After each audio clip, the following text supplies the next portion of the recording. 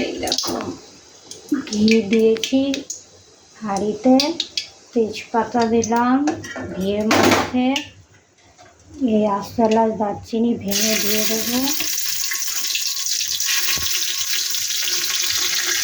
তারপরে তোমার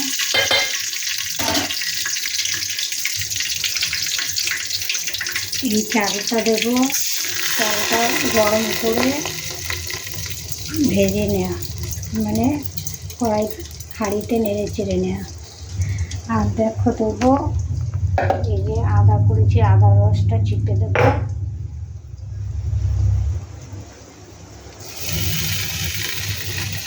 যতটা চাল নেবে মেপে নেবে, কারণ 1 কাপ চালে 2 কাপ জল।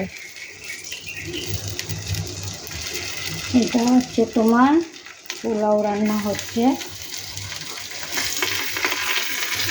আর এই যে কাজু কিশমিশ দিয়ে দেবো, তা পরেও দিতে পারো, আমি এখনই দিয়ে দিলাম।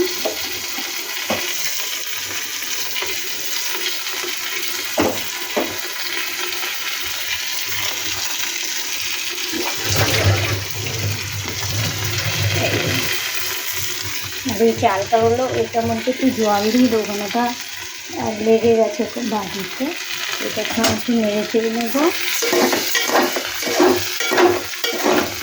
পুরো ঘিটাতে মাখা হবে, এর মধ্যে সামান্য একটু হলুদ দেবো।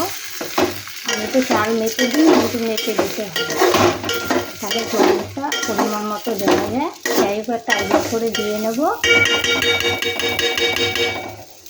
দিয়ে জল দিয়ে একটা মাপ মেপে জল দিয়ে নিজের মতো করে, তারপরে ওটা ঢেকে দেবো। একটু হলুদ আর একটু নুন দিয়ে লাস্টে চিনি দিয়ে অনেকক্ষণ ঢেকে রাখবো, 40 থেকে 45 মিনিট।